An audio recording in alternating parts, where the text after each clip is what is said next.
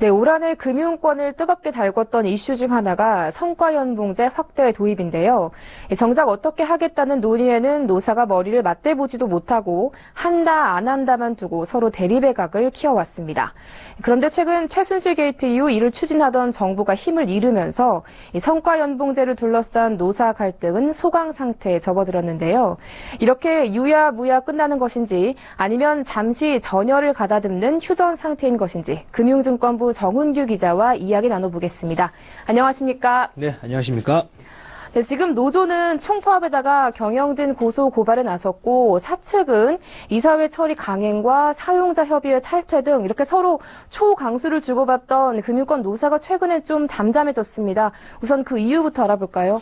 네, 일단 당사자라고 할 수 있는 금융사들에서 성과연봉제는 정부가 하는 것이라는 인식이 강합니다. 실제로 정부의 금융개혁의 일환으로 추진되고 있는 것도 사실이고요. 이 때문에 최순실 게이트 이후 성과주의를 강하게 밀어붙이던 정부가 추진 동력을 상실하면서 소강 상태에 빠진 겁니다.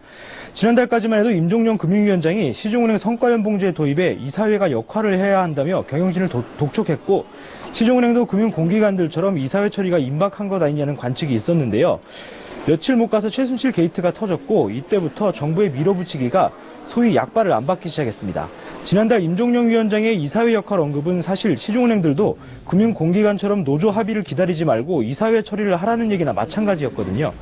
그런데 은행권의 이사회 처리 가능성에 대해 취재를 해보면 정부에서 하는 일이긴 하지만 상황이 상황인지라 무턱대고 도입하기는 어렵다는 답변이 돌아올 정도입니다. 눈치를 보고 있는 것인데요. 이 때문에 내년 조기 대선이 있을 경우 현 정부가 추진한 성과주의 도입이 무산될 수 있다는 얘기까지 나오는 상황입니다.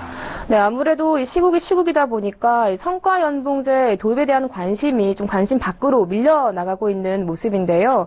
자, 그런데 임종용 금융위원장은 최근에 이 성과주의 도입을 차질 없이 진행하겠다라고 밝혔다죠. 네, 그 정부의 금융개혁 과제들이 결국 실패로 끝나는 것 아니냐는 관측들이 제기되면서 임종용 금융위원장이 직접 불씨 살리기에 나선 것으로 보이는데요.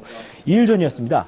임 위원장은 제9차 금융개혁 추진회에서 성과 중심 문화 확산은 우리 금융산업의 경쟁력 제고를 위해 필수 불가결한 핵심 과제라며 이를 이루지 못하면 우리 금융산업의 미래는 없다고 강조했는데요.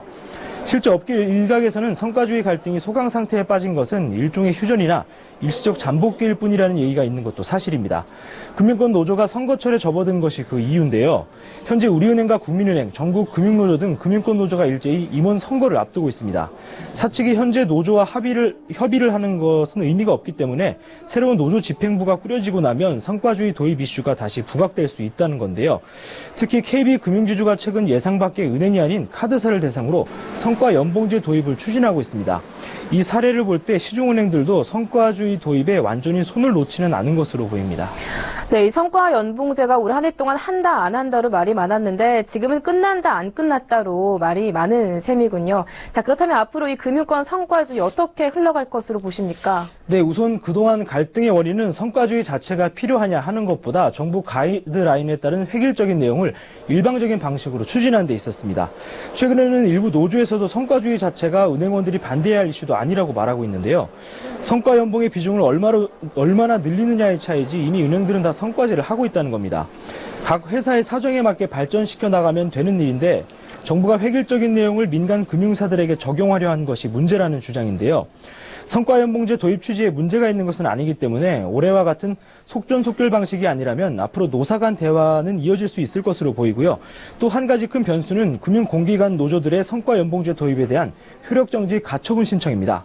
판결은 올해 안에 나올 것으로 보이는데요. 만약 법원이 노조의 손을 들어줄 경우 정부 주도의 성과주의 도입은 사실상 종결될 것으로 보입니다. 네, 최근 급격히 동력을 잃은 금융권의 성과연봉제 앞으로 향방에 대해서 짚어봤습니다. 지금까지 금융증권부 정훈규 기자와 함께했습니다. 오늘 말씀 잘 들었습니다. 고맙습니다. 네, 감사합니다.